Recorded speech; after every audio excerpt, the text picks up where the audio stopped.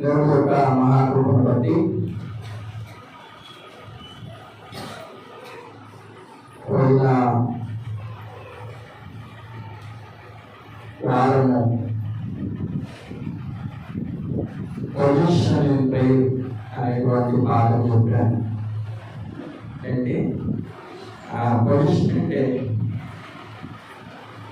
ఎలా ప్రార్థన చేశారు, ఏ విధంగా ప్రార్థన చేశారు అనేటువంటి విషయంలో ఒక పాట చెప్పారు. ఆ పాట ఏంటి అంటే చేతులెత్తి ప్రార్థన చేయడం. అదేనా దేవుడు చెప్తున్నాను, చేతులెత్తి ప్రార్థన చేయడం వల్ల జరిగేటువంటి గొప్ప గొప్ప కార్యాలు ఏంటి అనేటువంటి విషయాలను తెలియజేశాను. ఎవరెవరు చేతులెత్తి ప్రార్థన చేశారు అంటే సొలొమోను గారు చేశారు, మోషే గారు చేశారు, దావీదు గారు చేశారు, ఎజ్రా గారు చేశారు అని చెప్పేసి చెప్పాను. అవునా? ఈరోజు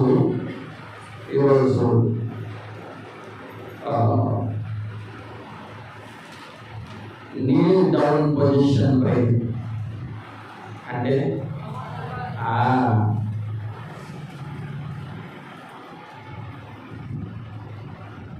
ప్రార్థన చేయడంలో అందరూ చేస్తారు, కానీ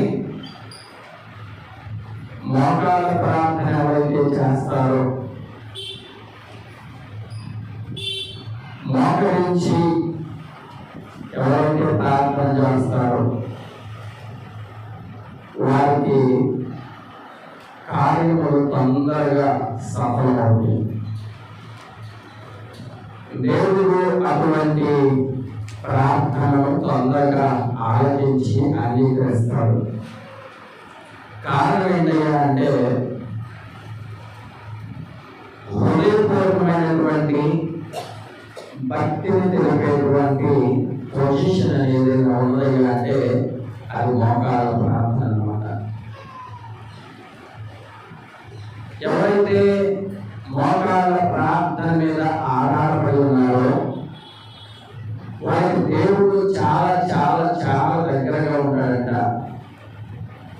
దేవుడు వారి ఎదుట నిలబడి అతను చేస్తున్నటువంటి ప్రతి విజ్ఞాపన కూడా దేవుడు ఏం చేస్తారయ్యా అంటే ఆలోచించి సమస్యలకి పరిష్కారం చూపిస్తారంట.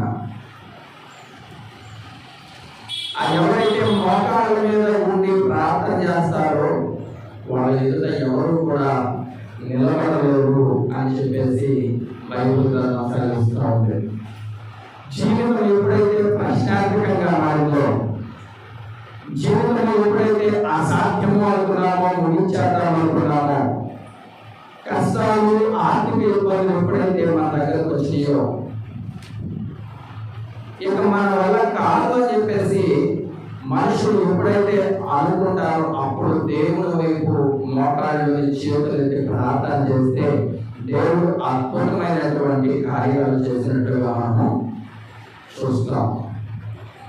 కాబట్టి మన జీవితాలలో అలవర్చుకునేటువంటి పద్ధతి, ప్రార్థన పద్ధతి ఏదైనా ఉన్నాయా అంటే అది మోకాళ్ళ ప్రార్థన. ఏం చేస్తాయి అంటే మీ స్థితిని మార్చుది, మీ గతిని మార్చుది, మీ శరీర సంబంధమైనటువంటి ప్రతి పాపాన్ని కూడా చేస్తాయి అంటే దూరము చేస్తుంది.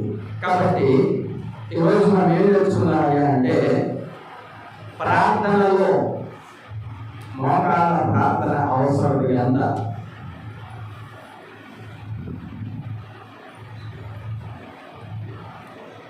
దానియేలు గ్రంథము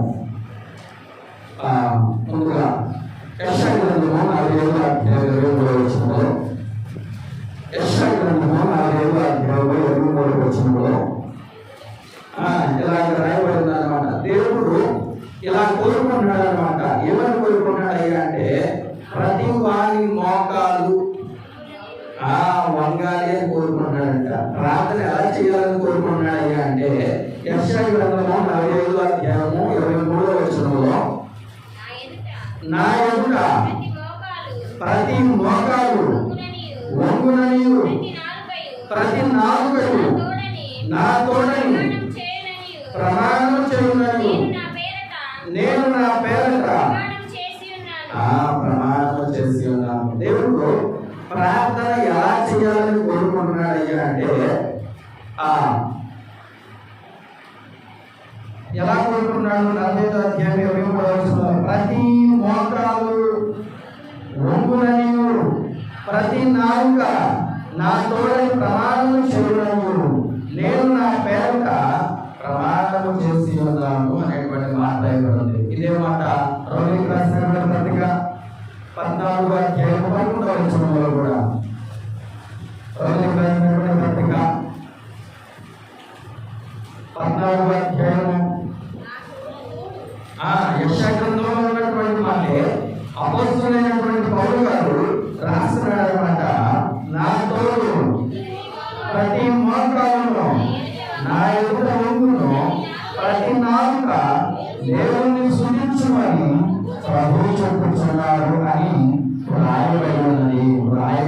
ఎక్కడ రాయబడింది అంటే యెషయా గ్రంథంలో రాయబడింది అన్నమాట. కాబట్టి దేవుడు ఏం కోరుకున్నాడయ్యా అంటే మీరు ఎప్పుడైతే వ్యక్తిగతంగా ప్రార్థన చేయాలనుకున్నారో, మీరు ఎప్పుడైతే దేవునితో సన్నిహితంగా మాట్లాడాలనుకున్నారో అప్పుడు మోకాళ్ళని ప్రార్థన చేస్తే దేవుడు ఆ ప్రార్థనని త్వరగా అంగీకరిస్తాడనమాట. ఫిలిప్పీయులకు రాసినటువంటి పత్రికలో కూడా ఈ మాట చెప్పాడన్నమాట పౌలు గారు. ఫిలిప్పీయులకు రాసినటువంటి పత్రిక 2వ అధ్యాయము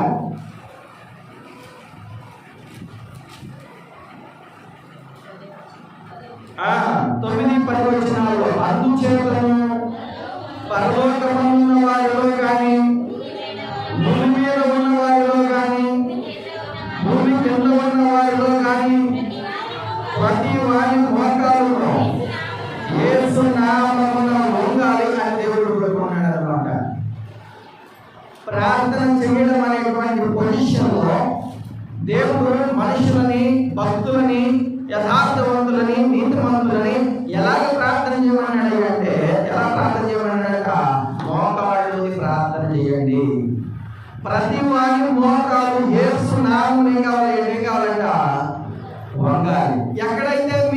ఎప్పుడైతే మీ మోకాళ్ళు వంగుతాయో అప్పుడు దేవుడు మీ దగ్గర ఉంటాడు. మీ ముందు ఎవరు కూడా చేయలేదయ్యా అంటే నిలబడలేడు. జ్ఞానం కానీ, ఐశ్వర్యము కానీ, సంపదలు కానీ అన్నీ కూడా ప్రార్థన వల్ల, మోకాళ్ళ ప్రార్థన వల్ల అనుగ్రహింపబడలేదు. కాబట్టి యెషయా గారు చెప్పినటువంటి మాట, రెండోదిగా పౌలు గారు చెప్పినటువంటి మాటలు ఏంటయ్యా అంటే మోకాళ్ళని ప్రార్థన చేస్తే మీ ప్రతి సమస్యకి కూడా, ప్రశ్నార్థకమైనటువంటి ప్రతి బాధకి కూడా దేవుడు ఏం చూపిస్తాడయ్యా అంటే త్వరితగతిన ఏం చూపిస్తాడంట? పరిష్కారం చూపిస్తాడనమాట.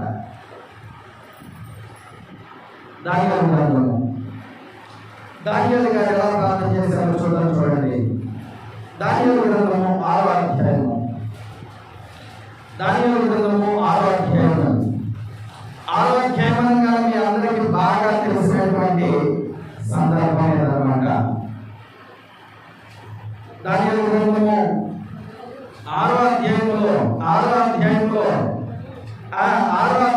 ఉన్నటువంటి గొప్ప విషయం ఏంటంటే అంటే ప్రార్థన ఎవరికి కూడా చేయకూడదు అనేది బబులోను రాసినటువంటి నెబుకద్నెజరు పెట్టినటువంటి శాసనం అన్నమాట.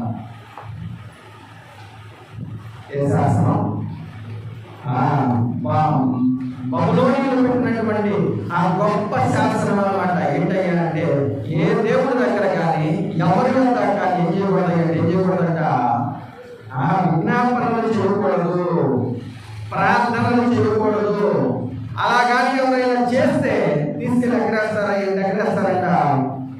సింహాల గుహలోకి పడేస్తారు అనేటువంటి తీర్మానం రాస్తారంట. 6వ అధ్యాయము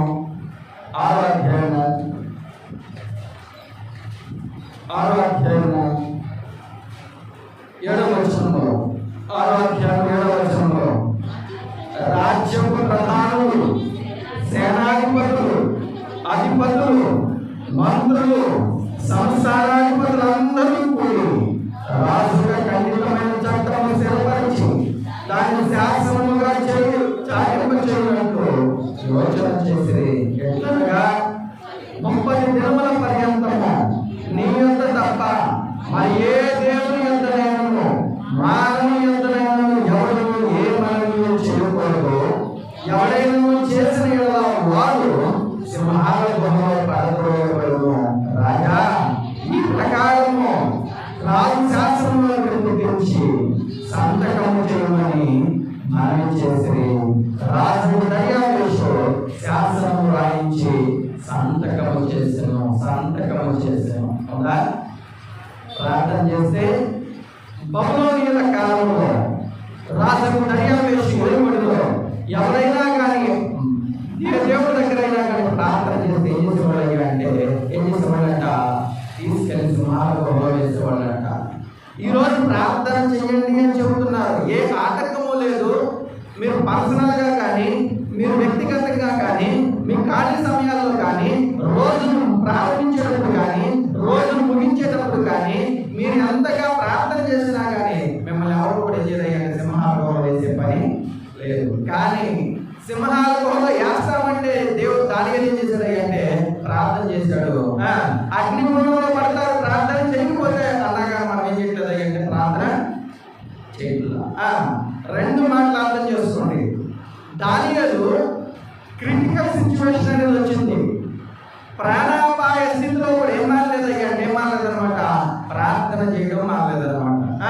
ప్రార్థన చేయకపోతే ప్రాణాపాయ స్థితి వచ్చిందని చెప్పినా కానీ మనం ఏం చేయట్లేదంట, ప్రార్థన చేయట్లేదంట. 2 అనమాట. దానియేలుకేమో ప్రార్థన చేస్తే ప్రాణాల మీదకి వచ్చిందని చెబుతున్నాను. మనం ప్రార్థన చేయకపోతే ప్రాణాల మీదకి వచ్చిందని చెబుతున్నాను. కానీ ప్రాణాల మీద కొంతదని తెలిసినా కానీ మనం ప్రార్థన చేయము, మన కుటుంబం కొరకు చేయము, మన వ్యక్తిగతంగా ప్రార్థన చేయము, దేవునితో కొన్ని గంటలు, కొన్ని నిమిషాలు, కొన్ని రోజులు గడపము. కానీ మనం ఎవరమయ్యా అంటే క్రైస్తవం.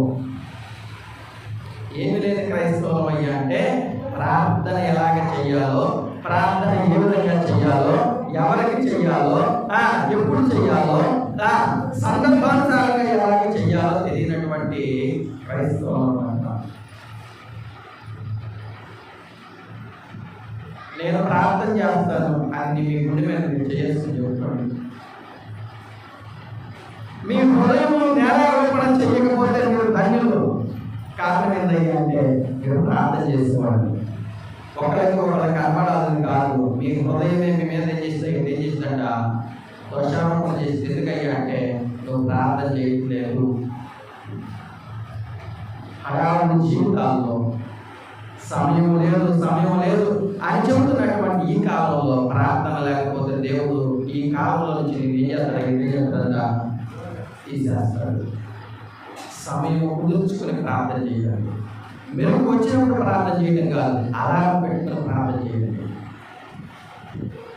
దేవుడు స్థితిగతులను మారుస్తాడు. అలాగా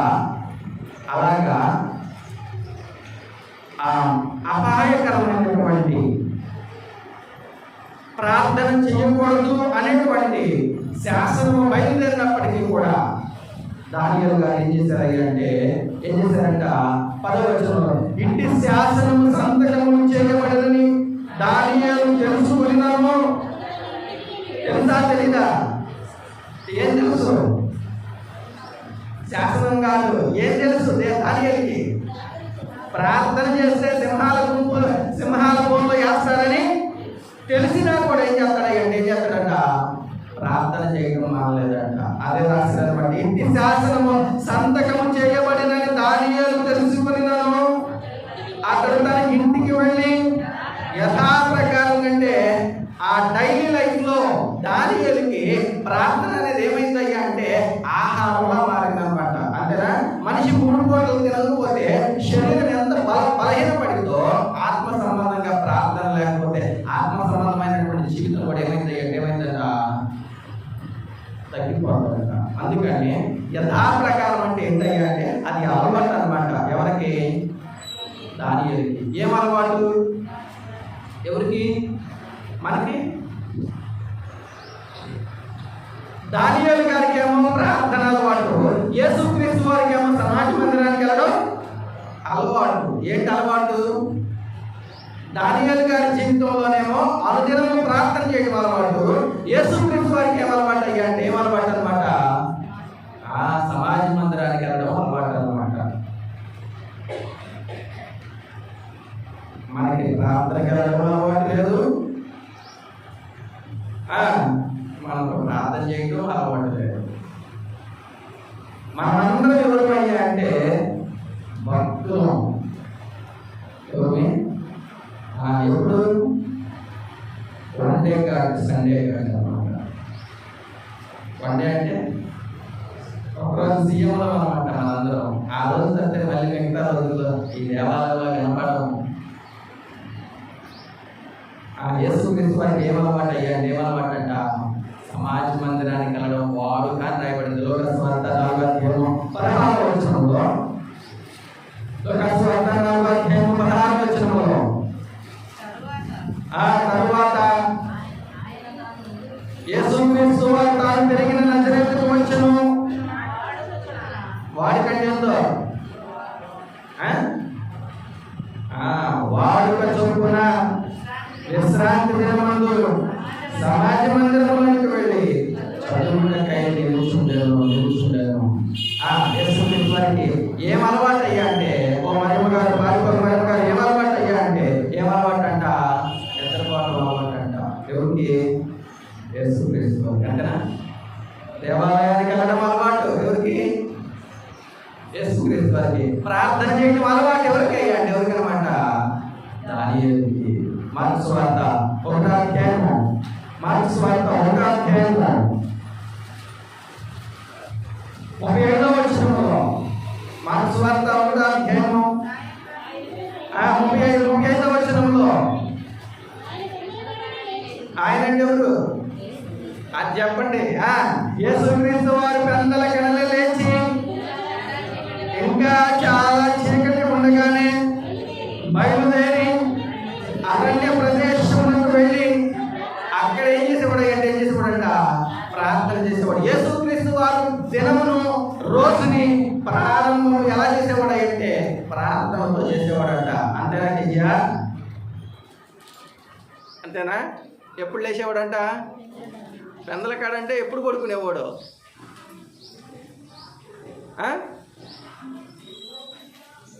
మొగల రేపులు మామిడాకులు అయిపోయిన తర్వాత పడుకునేవాడు కాదు యేసుక్రీస్తు వారు. టైం మెయింటైన్ చేసేవాడు. అవునా? అంతేనా? లేట్ నైట్ పడుకునేవాడు కాదు. ఇంగ్లీష్లో సామెత ఉందన్నమాట. ఏం సామెత ఉందయ్యా అంటే early to bed early to rice makes man healthy and wealthy. అంతేనా మధుబాబు? అంతేనా? ఎవరైతే తొందరగా టయానికి అనుకూలంగా భోజనం చేసి తొందరగా పడుకుంటారు వాళ్ళు ఎలా ఉంటారయ్యా అంటే ఎలా ఉంటారంట? ఆరోగ్యవంతులుగా ఉంటారంట, ఐశ్వర్యవంతులుగా ఉంటారంట. మనం ఏమవుతామయ్యా అంటే టీవీ పెట్టుకుని నిద్ర రావట్లేదు, టీవీ పెట్టుకుని నిద్ర రావట్లేదు, ఫోన్ పెట్టుకుని నిద్ర రావట్లేదు అంటే కుదరదు. ఫోన్ ఆపేస్తే నిద్ర వచ్చింది, లైట్ ఆడితే నిద్ర వచ్చింది. లైట్ ఉంటే ఏం కాదు, ఏం కాదనమాట, నిద్ర రాదు. మనం ఏమనుకుంటామయ్యా అంటే ఫోన్ ఎదురుగా ఉంచుకుని నిద్ర రమ్మంటే రానే రాదు. దేవుడే మన యొక్క దేహాన్ని ఆలోచింపజేసే విధంగా ఏం చేశాడు అయ్యా అంటే సూర్యుడు అనేటువంటి పెద్ద బల్బును తీసేసి చంద్రుడు అనేటువంటి చిన్న బల్బును పెట్టి ఆహ్లాదకరమైనటువంటి వాతావరణంలో పడుకోవాలని నిద్రపోవాలని ఏర్పాటు చేశాడు. అంతేనా? సూర్యుడు పగటిని ఏలుటకు పెద్ద జ్యోతి అంటే ఏంది? ల్యాంప్. అంతేనా? బల్బు అంటారు. అంతనే చేస్తారా? పగటిని ఏలుటకు సూర్యుడిని, రాత్రిని ఏలుటకు చంద్రుడిని ఏర్పాటు చేశాడు. ఎందుకయ్యా అంటే ఆహ్లాదకరమైనటువంటి వాతావరణంలో బెడ్ లైట్ కింద మనం నిద్రపోవాలని దేవుడు ఏం పెట్టాడంట. అది ఆరిపోతేనే నిద్ర వచ్చింది. టీవీ పెట్టుకుంటే రాదు, ఫోన్ చూస్తూ ఉంటే ఏం కాదనమాట, రాదనమాట. కాబట్టి ఎవరైతే ఉదయాన్నే లేచి ఉదయాన్నే లేవడం అంటే వెలుగు వచ్చినప్పుడు 9కి 10కి కాదు, పెందలెక్కడనే లేచి ప్రార్థన చేస్తారో వాళ్ళందరూ కూడా యేసుక్రీస్తు వారికి సహోదరులు సహోదరులు అవుతారన్నమాట. 35వ వచనంలో ఇంకా చాలా రాత్రి ఉండగా ఆయన పెందలెక్కడనే లేచి బయలుదేరి అరణ్య ప్రదేశములకు వెళ్ళి అక్కడ ఏం చేస్తున్నాడు? మనం లేకంగా చీపురు పట్టుకోవడం, ఆ రోడ్డు పక్కన ఈ రోడ్డు పక్కన ఒకసారి పోవడము, నీళ్లు తెచ్చుకోవడం తప్ప ప్రార్థన జీవితాలు లేవు మనకి. ఆ చేతిలో బకెట్, ఈ చేతిలో బకెటే. ఎప్పుడైతే నువ్వు డైలీ రోజుని మొట్టమొదటిగా దేవుని కోసము వినియోగించి ప్రారంభిస్తావో దేవుడు నీకు తోడుగా ఉంటాడు. మోకాళ్ళ ప్రార్థన చేస్తే దేవుడు మీరు అనుకున్నటువంటి కార్యాలన్నింటినీ కూడా ఏం చేస్తాడంట? సఫలం చేస్తాడు. కాబట్టి యేసుక్రీస్తు వారికి సమాజ మందిరానికి వెళ్ళడం అలవాటు, దానియేలు గారికి ప్రార్థన చేయడం అలవాటు. రండి, దానియేలు గ్రంథం 10వ వచనంలో ఇంటి శాసనము బయలుదేరినా కానీ ప్రాణాలను తెలుసుకుంటామా ఆ ప్రార్థన చేస్తాను తెలిసినా కానీ దానియేలు గారు ఏం చేశాడంటే, దానియేలు గ్రంథము 10వ వచనంలో ఆ ఇంటి శాసనము బయలుదేరినను దానియేలు తెలుసుకొని తన ఇంటికి వెళ్ళి యథాప్రకారముగా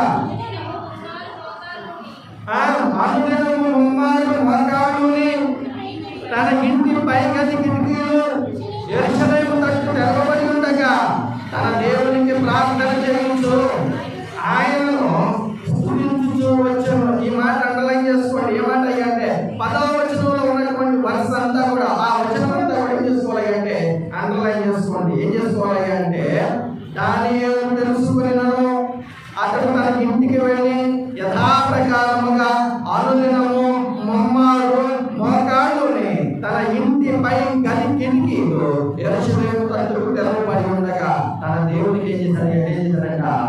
ప్రార్థన చేశాడు. దానియేలు మహాభక్తుడు. దానియేలు గురించి మనం ఎన్నోసార్లు విని ఉంటాము. దానియేలు జీవితంలో ప్రతి పిల్లవాడికి కూడా సండే స్కూల్లో పాఠము. దానియేలును దేవుడు అగ్నిగుండంలో నుంచి బతికించాడు.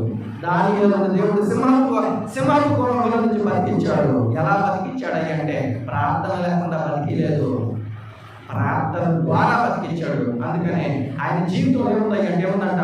అనుదినము ఉందా? ఏమాట ఉంది? ఆ మాట ఇవ్వండి. అనుదినము అంటే ప్రతిరోజు ఎన్నిసార్లు చేసేవాడంట? 3 సార్లు. ఎలా చేసేవాడంట? మోకాళ్ళు. ఎవరికి చేసేవాడంట? దేవునికి ప్రార్థన చేసేవాడంట. మళ్ళీ చెప్పండి. ఎలా చేసేవాడు? రోజుకి ఎన్నిసార్లు చేసేవాడంట? ఎలా చేసేవాడంట? ఎవరికి చేసేవాడంట? దేవునికి చేసేవాడంట. ఎవరు? దానియేలు గారు ప్రార్థన చేసేవాడు. రోజుకి 3 సార్లు చేసేవాడు. ఎలా చేసేవాడు? మోకాళ్ళు ప్రార్థన చేసేవాడు. ఎవరికి చేసేవాడు? దేవునికి ప్రార్థన చేసేవాడు. దానియేలు ఏమన్నా చిన్నవాడా? దానియేలు ఏమన్నా నమ్మకుండా? దానియేలు ఏమన్నా పని పాట లేకుండా దేవుడు దేవుడు దేవుడు అంటే కూర్చున్నాడంటే, దానియేలు బబులోను రాజ్యము సామ్రాజ్యంలో 127 సంవత్సరాల్లో చక్రవర్తి తర్వాత ఎవరు ఉంటారంట? దానియేలు ఉంటాడంట. సెకండ్ ప్లేస్ లో ఉంటాడంట. చక్రవర్తి తర్వాత చక్రవర్తి కూడా అనమాట. ఎంతమంది అధిపతులు ఉన్నా, ఎంతమంది మంత్రులు ఉన్నా, ఎంతమంది సంస్థానాధిపతులు ఉన్నా, ఎంతమంది రాజ్య ప్రధానులు ఉన్నా కానీ సమయాన్ని చూసుకుని ఏం చేసేవాడంట? ప్రార్థన చేసేవాడంట. ఎవరు? దానియేలు. ఆ ప్రార్థన ఏం చేసిందయ్యా అంటే, ఆ ప్రార్థన అలాగ ముమ్మారు ప్రార్థన చేస్తే, అలా ప్రార్థన చేస్తున్నాడని శత్రువులు ఏం చేశారయ్యా అంటే సాక్ష్యం ఇచ్చారంట. 13వ వచనంలో శత్రువులు సాక్ష్యం ఇచ్చారంట. దానియేలు ప్రార్థన కొరకు అని చెప్పేసి 13వ వచనంలో అందుకు శత్రువులు చెరపట్టబడిన యూదులలో ఉన్న ఆ దానియేలు నిన్నే గాని నీవు పుట్టించిన శాస్త్రమునే గాని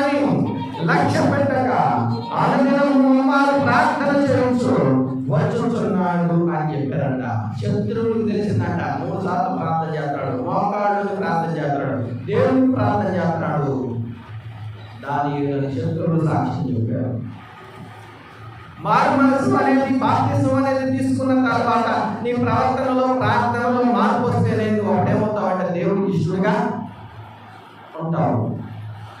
బాప్తిసం తీసుకుని ప్రార్థన మానేస్తే, బాప్తిసం తీసుకున్న తర్వాత దేవుడితో సంభాషించడం మానేస్తే దేవుడు చివరాలి అంటే దేవుడికి ఇష్టపడేటువంటి సాక్ష్యం రాదన్నమాట. కాబట్టి శత్రువులు ఏం చేశారంట? సాక్ష్యం ఇచ్చారు. ఏమని ఇచ్చారయ్యా అంటే దినమునకు ముమ్మారు ప్రార్థన చేసేవాడు ఎవరు? దానియేలు. అపొస్తలుల కార్యాలు 10వ అధ్యాయంలో ఒక భక్తుడు ఉన్నాడు. 10వ అధ్యాయం అపొస్తలుల కార్యాలలో భూమి మీద ఒక మనిషి ప్రార్థన చేస్తే అతని గురించి సాక్ష్యం చెప్పడానికి, అతని గురించి సాక్ష్యము గొప్పగా వచ్చిందన్నమాట. ఏమని వచ్చిందయ్యా అంటే 4వ వచనంలో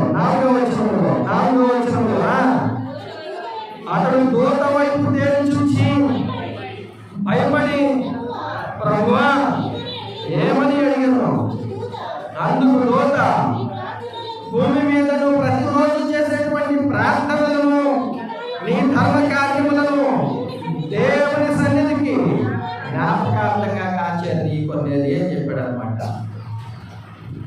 మన ప్రార్థనలన్నీ దేవుడి దగ్గరికి వెళ్తాయి. దేవుడు మన సమస్యలకి ఏం చేస్తాడంటే పరిష్కారం చూపుతాడు. ఎప్పుడైనా అంటే నువ్వు ఉదయాన్నే దేవుడితో సమయం గడిపినప్పుడు ఎల్లప్పుడూ ప్రార్థన చేసేవాడంట. ఎవరు? 10వ అధ్యాయము 2వ వచనం చివరి లైన్లో ఎల్లప్పుడూ. దానియేలు అయితే 3 సార్లు చేసేవాడు, దావీదు అయితే 3 సార్లు చేసేవాడు. కానీ కొన్నేళ్ళు ఏం చేసేవాడు అంటే ఎల్లప్పుడూ ప్రార్థన చేసేవాడంట. కారణం ఏంటంటే అంటే ప్రార్థన చేయడానికి no objection, no time, no place. దేవునితో, నీ తండ్రితో మాట్లాడడానికి సమయం అవసరం లేదు, స్థలం అవసరం లేదు. నువ్వు ఎప్పుడైనా కూడా ఖాళీగా ఉంటే, ఎప్పుడైనా తీరికగా ఉంటే, ఎప్పుడైనా దేవునితో మాట్లాడాలనుకుంటే ప్రతిరోజు నువ్వు ఏం చేస్తాయంటే ఎల్లప్పుడూ కూడా మాట్లాడొచ్చంట. ఎల్లప్పుడూ ఏం చేసేవాడంట? దేవునికి ప్రార్థనలు చేసేవాడు. ఆ ప్రార్థనలు ఎక్కడికి వెళ్ళి దేవుని సన్నిధికి జ్ఞాపకార్థకంగా చేర్చబడి. కాబట్టి శత్రువులు చెప్పినటువంటి సాక్ష్యం దానియేలు గురించి ఏం చెప్పాడంటే ముమ్మారు ప్రార్థన చేస్తున్నాడు అని చెప్పాడు అన్నమాట. అలాగే ప్రార్థన చేస్తున్నాడు అంటే కానీ రాసు 16వ వచనంలో, దానియేలు గ్రంథము 16వ వచనంలో అంతటా రాసు ఆజ్ఞయ్యగా, దానియేలు గ్రంథము 16వ వచనంలో అంతటా రాసు ఆజ్ఞయ్యగా బండ్రోతులు దానియేలును పట్టుకుని పోయి సింహాల గుహలో పడద్రోయగా రాజు నీవు అనుదినము, ఈ మాట కూడా అండర్లైన్ చేసుకోండి, అనుదినము తప్పక సేవించుచున్నని దేవుడే నిన్ను రక్షించునని దానియేలుతో చెప్పాను. సింహాల గుహలో పడేశాడు. సింహాల గుహలో పడేసి చివరి మాట ఏం చెప్పాడయ్యా అంటే ఏదైనా చేస్తే నీ దేవుడే చెయ్యాలి కానీ నేను ఏమీ చేయలేదని చెప్పేసి చెప్పాడంట.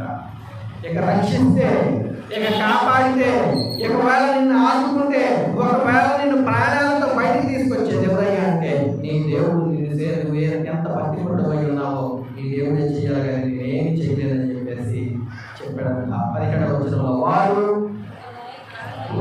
రాయి తీసుకొని వచ్చి ఆ గుహ ద్వారమును వేసి దానిని మూసి మరియు దానియేలును రాజును గురించిన రాసిన తీర్మానం మారినవాని రాజు ముద్రను అతని అధికారులు ముద్రను వేసి దానిని ముద్రించేది.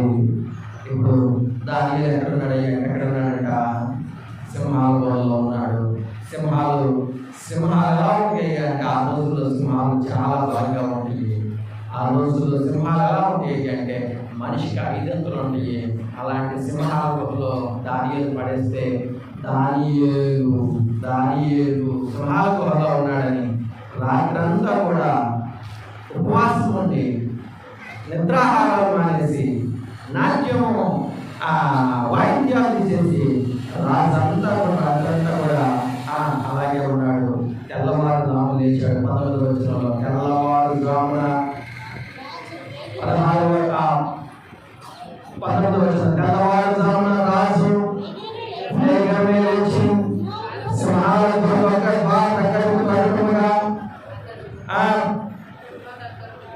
త్వరపడిపోయాను. అక్కడ గుహ దగ్గరకు రాగానే దుఃఖ స్వరంతో దానియేలును పిలిచి ఏమని పిలిచాడు? సింహాల గుహ దగ్గరికి వెళ్తే ఎలా ఉంటుంది అంటే సింహాల గర్జనలు పడతా ఉంటాయి.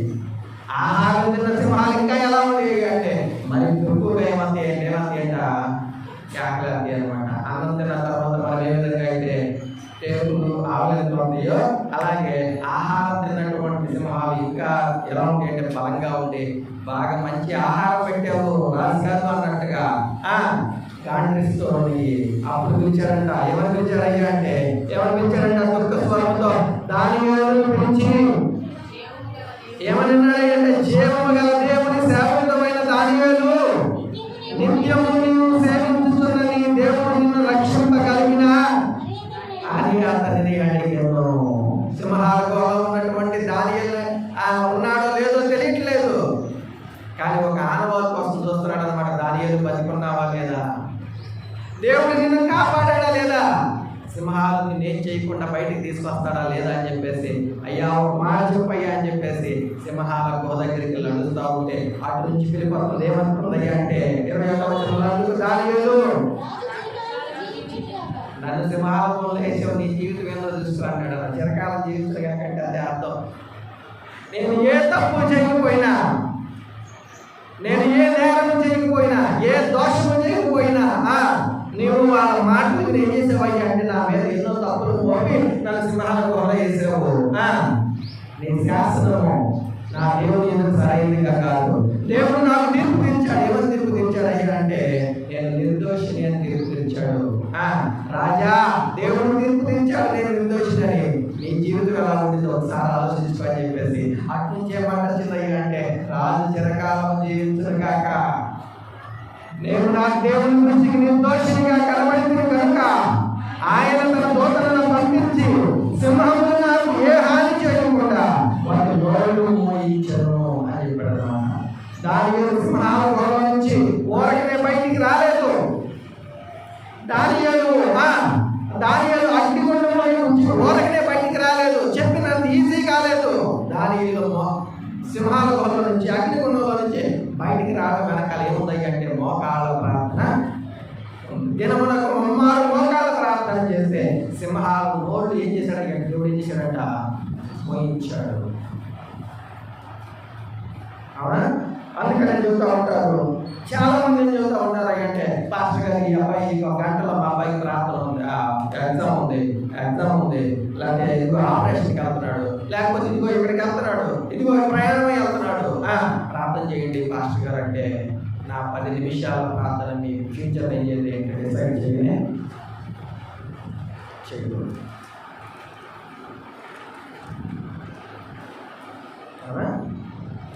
నా 10 నిమిషాల ప్రార్థన మీ పిల్లవాడి జీవితాన్ని ఏం చేయలేదు అంటే మీ ఫ్యూచర్ని తీర్చిదిద్దలేదు, ఓన్లీ క్షేమాన్ని మాత్రమే ఇచ్చింది. కానీ మీ పిల్లల కోసం మీరు ఎప్పుడైతే మోకాళ్ళని ప్రార్థన చేస్తారో వాడి భవిష్యత్తు మారింది, నీ జీవితం మారింది, మీ యజమాని మారుతాడు, మీ స్థితిగతులు మారుతాయి.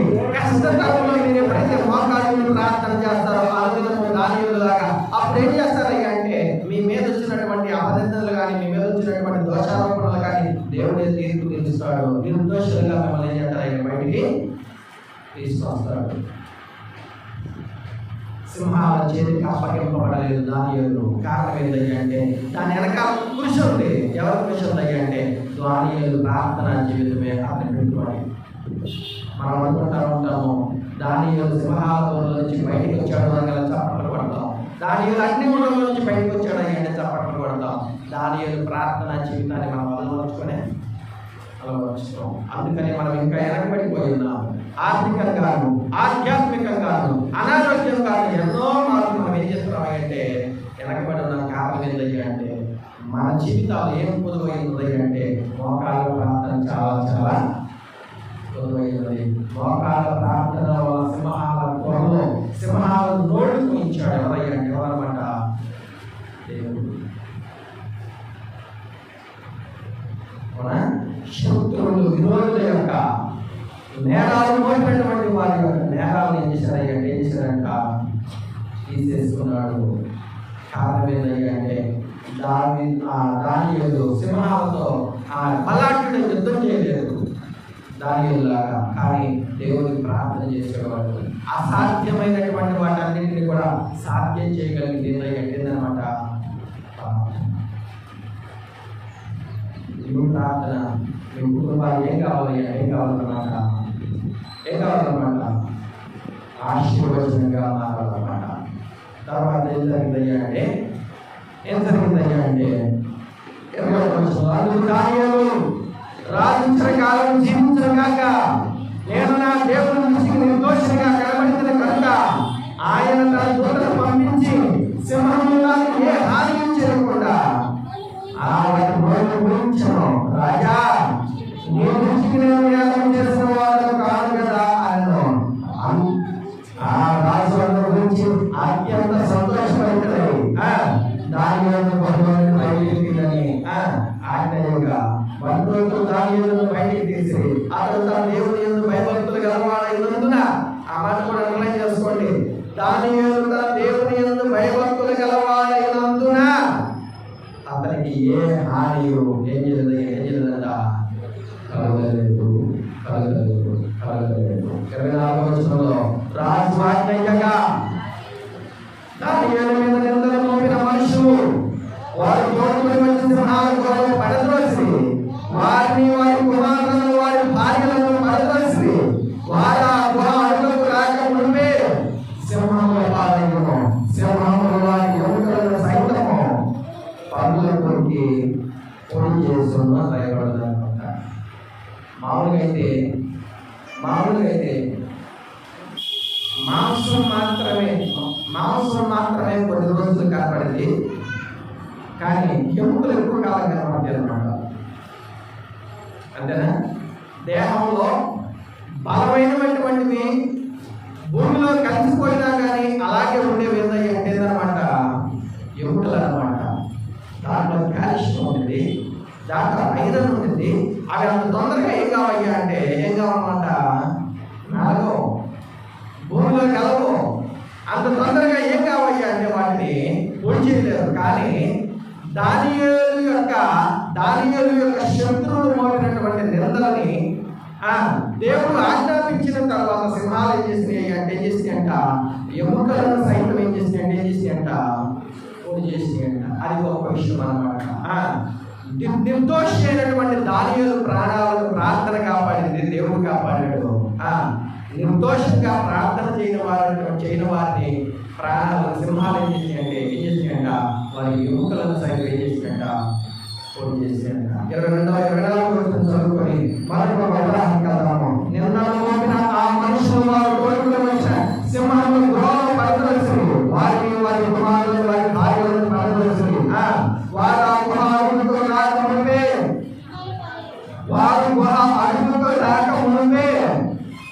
సింహాల పాలైంది. సింహములు వారి ఎముకలను సైతం ఏం చేసినాయంటే పగల కొరికి పొడి చేసింది అన్నమాట. సింహాలు ఎలా లేవయ్యంటే ఉపవాసం లేకుండా ఉండలేదు. సింహాలు దానియేలులో తెలుసు, శత్రువులలో తెలుసు. సింహాలకు దేవుడు ఏం ఆజ్ఞాపిస్తే అదే చేస్తాయి.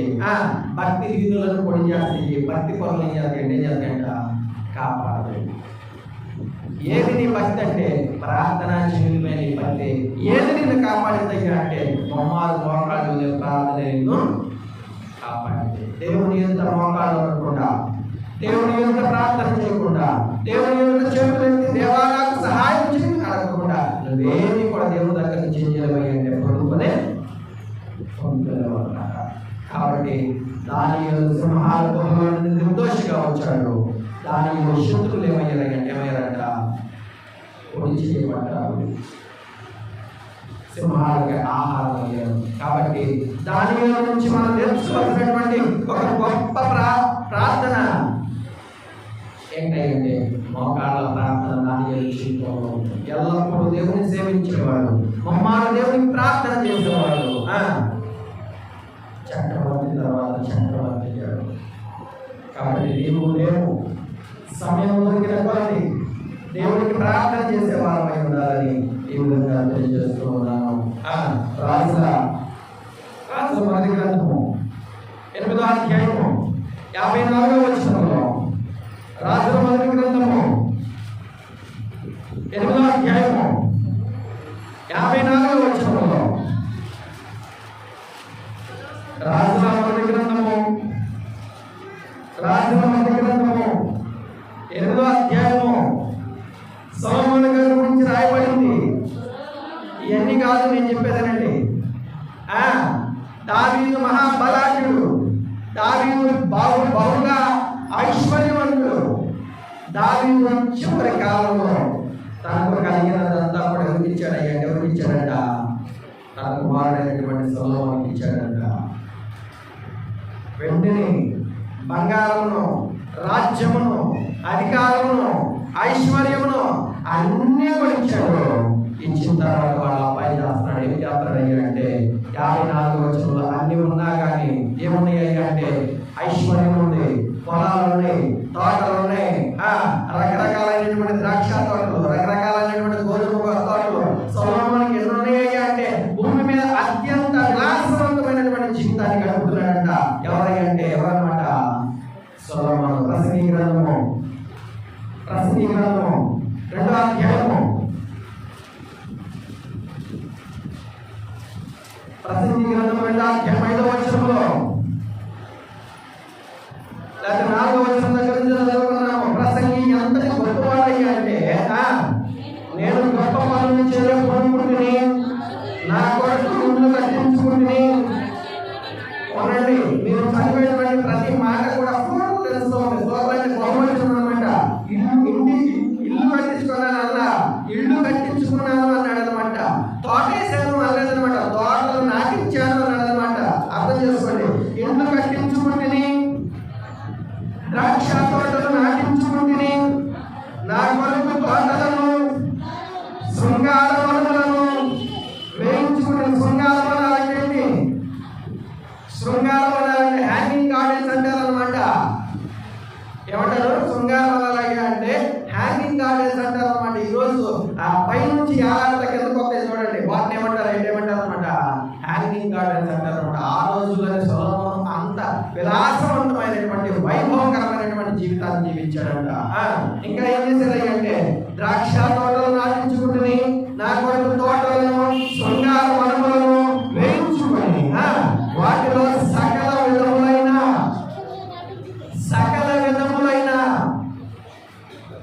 బాగా అర్థం చేసుకోండి. ఒక్కొక్క మాట విడమలిచి చెప్పాలి అంటే టైం లేదు. సకల విధములైన అంటే అర్థం ఏంటంటే ఒక మామిడికాయలు 200 రకాలు ఉన్నాయనుకోండి. కొన్ని మామిడికాయలు పేర్లు చెప్పండి. చిత్తూరు ఇప్పుడు ప్రజెంట్, ఇప్పుడు చిత్తూరు, తర్వాత పొలంపాడు, నూజివీడు, కొబ్బరి, బంగినపల్లి, ఇవన్నీ కూడా మామిడికాయల రకాలైతే పలు విధములైనటువంటి ఎన్ని రకాలు, ప్రపంచంలో ఎన్ని రకాలైనటువంటి మామిడికాయలు ఉన్నాయి. ఆ మామిడికాయలన్నీ కూడా ఎవరి తోటలో ఉన్నాయంట. ద్రాక్షకాయలు ఉన్నాయి అనుకోండి, నల్లయుండి, తెల్లయుండి అనమాట. ద్రాక్షకాయలు ఎన్ని రకాలైనటువంటి ద్రాక్షకాయలు ఉన్నాయో అవన్నీ కూడా సొలొమోను పొలంలో ఉంటాయంట. కొబ్బరికాయలు, కేరళ కొబ్బరికాయల, గంగాభవనీన, మామిడికాయలు ఎన్ని కాయలు ఉంటే అన్ని కాయలు ఎక్కడ ఉన్నాయంట? సొలొమోను తోటలో ఉండేయంట. అదనమాట. ఆ ఒక్క మాటలో అంత ఉందనమాట. వాటిలో సకల విధములైన ఫలవృక్షములను, 5వ వచనములో, వాటిలో సకల విధములైన ఫలవృక్షములను నాటించితిని.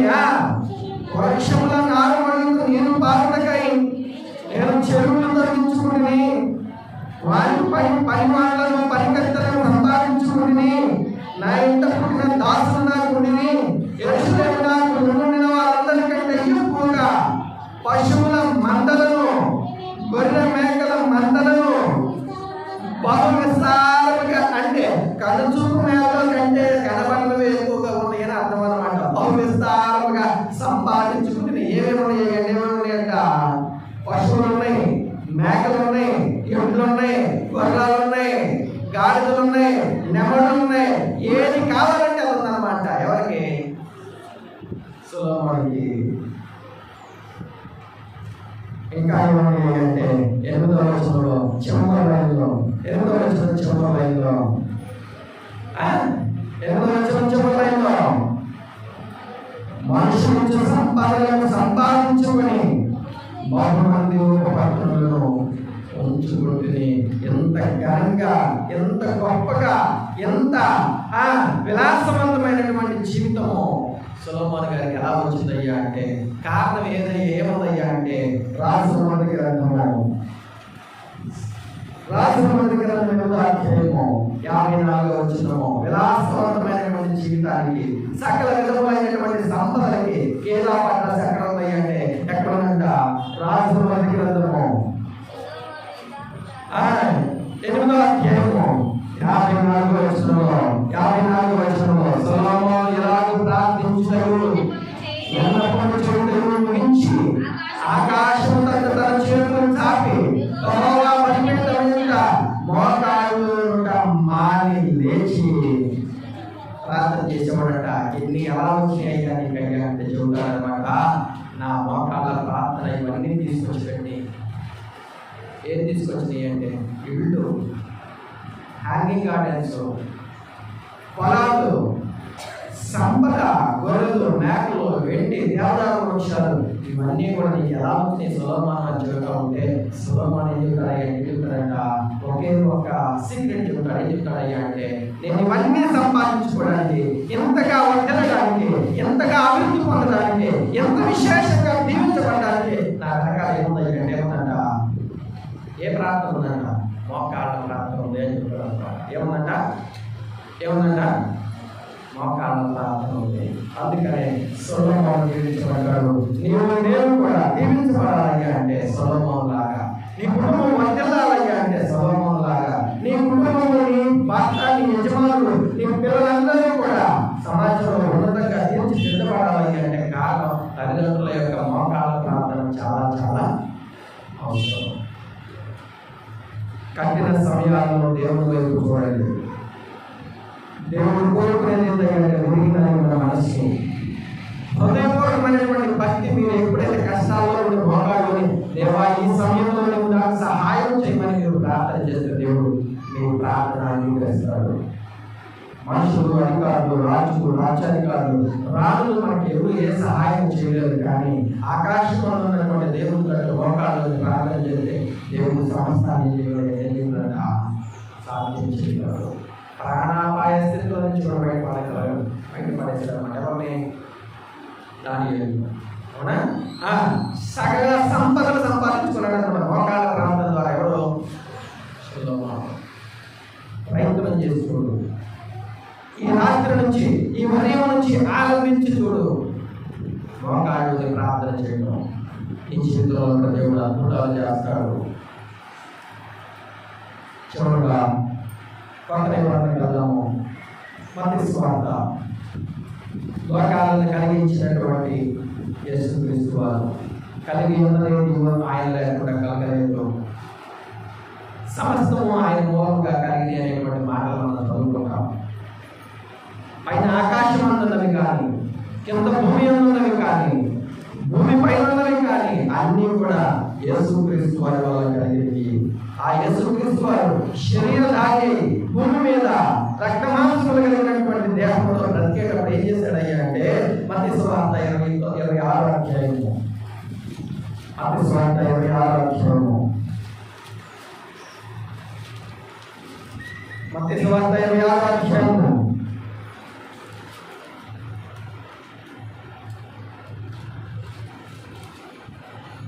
36వ వచనము.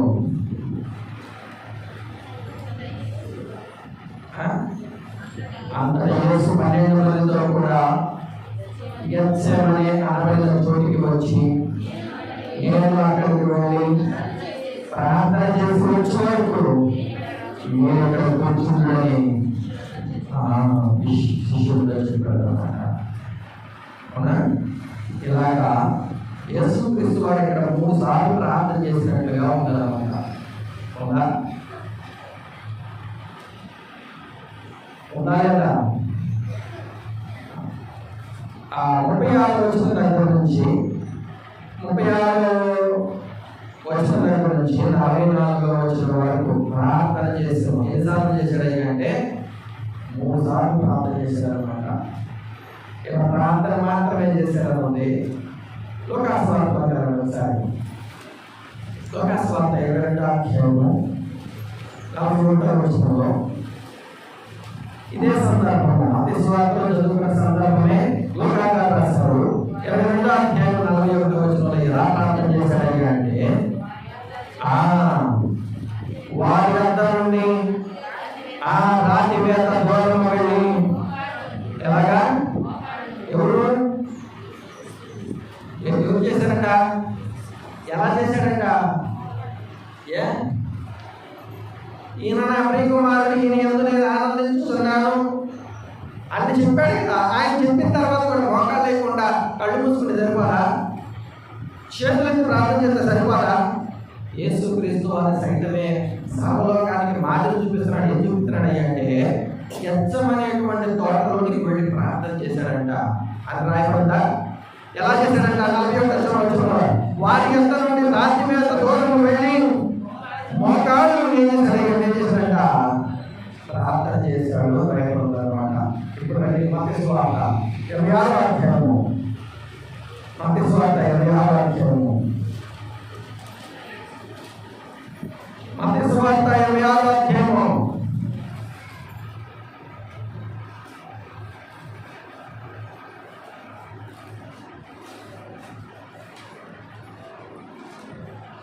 36వ వచనంలో అంతటా యేసు వారితో కూడా వెళ్ళి గెత్సేమనే అనబడిన చోటికి వచ్చి మోకాళ్ళు ఏం చేశారంట? ప్రార్థన చేశాము. అవునా? మళ్ళా అదే మాట 39వ వచనంలో కొంత దూరం వెళ్ళి సాగిలపడి నా తండ్రి సాధ్యమైతే ఈ గిన్నె నా యొద్ద నుండి తొలగిపోమను, అయినను నా ఇష్ట ప్రకారం కాదు నీ చిత్త ప్రకారమే కానివ్వమని ప్రార్థించాను. 42వ వచనంలో మళ్ళా 2వ మారు ప్రార్థన చేశాడు. మళ్ళా 3వ మారు కూడా ప్రార్థన చేశాడు. ఇలాగ ప్రార్థన చేసి ఎన్నిసార్లు చేశాడంటే 3 సార్లు చేశాడు. ఎలా ప్రార్థన చేశాడు అంటే మోకాళ్ళు ప్రార్థన చేశాడు. ఎబ్రీయులకు రాసినటువంటి పత్రిక 5వ అధ్యాయం 7వ వచనంలో ఎబ్రీయులకు రాసినటువంటి పత్రిక అపోస్తలుడైనటువంటి పౌలు గారు ఎబ్రీయులకు రాసినటువంటి పత్రిక 5వ అధ్యాయం 7వ వచనంలో శరీర దాహ్యమైన దినములలో మహారోదనముతోనూ కన్యలతోనూ తను మరణము నుండి రక్షింపగలవానికి ప్రార్థనలను యాచనలను సమర్పించి భయభక్తులు కలిగి ఉన్నందున ఆయన అంగీకరింపబడ్డాడు. పరలోకానికి వెళ్ళడానికి యేసుక్రీస్తు వారి మృతుల నుండి లేపడానికి ప్రధానమైనటువంటి చాలా కారణాలు కారణం ఏంటంటే ఆయన మోకాళ్ళ ప్రార్థన. భయభక్తులు కలిగి ఉన్నందున ఆయన అంగీకరింపబడ్డాడు అంటే పరలోక రాజ్యానికి వరముడివి అని చెప్పాడు అనమాట. కాబట్టి దానియేలులో ఉంది, సొలొమోనులో ఉంది, యేసుక్రీస్తులో ఉంది. మన జీవితంలో లేని ఏంటంటే ఏంటన్నమాట?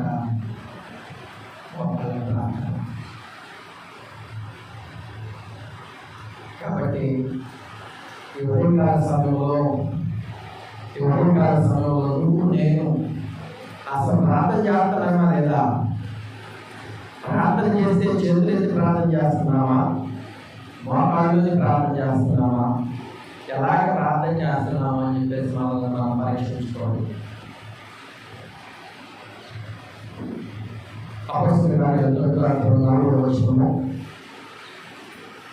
అపొస్తలుల కార్యాలు 9వ వచనంలో తబిత ద్వారకాని శిష్యురాలు చనిపోయింది.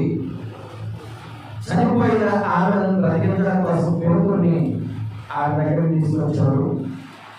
ఆమె చనిపోయిందని అందరూ ఏడుస్తూ ఉన్నారు. ఆమె చూడడానికి వెళ్ళాడు పేతురు గారు.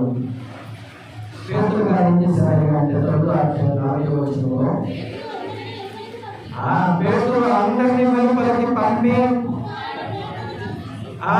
ఏమన్నంట పేతురు ఏమున్నాయి అంటే పేతురు గారి జీవితం ఏమున్నాయంటే ఏమన్నంట మోకాళ్ళు ప్రార్థన చేయడం ఉందన్నమాట. ఏమన్నంట మోకాళ్ళు ప్రార్థన చేశారంటే ఎవరో పేతురు గారు చేస్తే జరిగినటువంటి అద్భుతం ఏంటయ్యా అంటే శవం వైపు తిరిగి తబిత నెమ్మదిగా ఆమె కన్నులు తెరిచి పేతురును చూసి లేచి కూర్చుండెను. మోకాళ్ళ ప్రార్థనకి ఎంత ఎంత గొప్ప కార్యాలు జరుగుతాయి అంటే జీవం లేనటువంటి వాటికి జీవాన్ని తీసుకొచ్చేటువంటి ఆ స్థితి దేనికుందంటే దేనికుందంట ప్రార్థనకు ఉంది. మోకాళ్ళ ప్రార్థనకు ఉంది. జీవము లేనటువంటి తల్లిదానికి జీవాన్ని తీసుకొచ్చాడు. ఆత్మ శరీరము వేరైపోయినటువంటి ఆ స్థితి నుంచి ఆత్మ దేహము వేరై మనిషి లేవడం మనం చూస్తున్నాము. పేతురు గారి జీవితంలో ఏముందంటే ఏమన్నట మోకాళ్ళ ప్రార్థన అన్నమాట. ఇలాగా పౌలు గారు, ఇలాగా స్టెఫను, ఇలాగ యేసుక్రీస్తు వారు, ఇలాగ ఎందరో భక్తులను మనం చూసుకుంటా ఉంటే ఏముందంటే ఏమన్నట మోకాళ్ళ ప్రార్థన ఉంది. మోకాళ్ళ ప్రార్థనలో అద్భుతాలు జరుగుతాయి. మోకాళ్ళ ప్రార్థనలో దేవుడు అసాధ్యము అనుకున్న మీ మనుషులకు అసాధ్యమైన వాటిని ఏం చేయగలడంట సాధ్యం చేయగలడు. ప్రశాంతంగా మాట్లాడేటువంటి ప్రతి జీవితానికి భయము, ఆందోళన, బెదురు ఉన్నటువంటి ప్రతి జీవితానికి కూడా దేవుడు ఏం చేయగలడు అంటే ఆదరణ, నెమ్మదిని, భయపడకు నేను ఉన్నాననేటువంటి అభయం వేస్తాడన్నమాట. ఎవరు? దేవుడు. కాబట్టి ప్రార్థన చేయడం నేర్చుకోండి. కాబట్టి ఎల్లప్పుడూ ఏం చేయాలి అంటే కృతజ్ఞతాస్తుతులు చెల్లిస్తూ ప్రార్థన చేయండి. అవునా? చివరగా ఒక మాట చెప్తాను.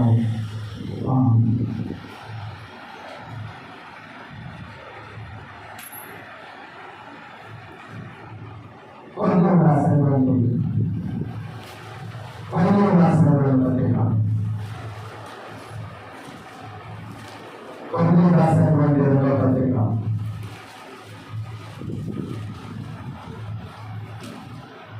రాసినటువంటి 2వ పత్రిక 10వ అధ్యాయము